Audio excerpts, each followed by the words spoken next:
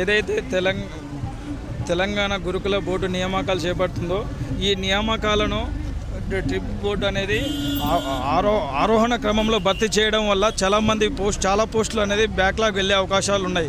ఎందుకంటే అవరోహణ గతంలో గురుకుల బోర్డు నియామకాల సెక్రటరీ మల్లయ్య భట్టు గారు ఏమన్నారంటే గురుకుల నియామకాలను అవరోహణ క్రమంలో భర్తీ చేస్తామని చెప్పేసి మొన్న గత 4-5 రోజుల కింద పీజీటీ మెరిట్ జాబితాను 1:2 జాబితాను విడుదల చేయడం జరిగింది. విడుదల చేయడం దాంట్లో ఏముందంటే ఇప్పుడు ఆరోహణ క్రమంలో భర్తీ చేయడం వల్ల చాలా పోస్టులు బ్యాక్లాగ్ వెళ్ళే అవకాశం ఉన్నది. కాబట్టి మా ప్రధాన డిమాండ్ ఏంటంటే అవరోహణ క్రమంలో భర్తీ చేసి 9,210 పోస్టులకు మొత్తం పోస్టులు భర్తీ చేయాలని మేము అంటున్నాం. మరి రేవంత్ రెడ్డి గారికి ఒకటే విన్నపాన్ని మేము తెలియజేసుకుంటున్నాం.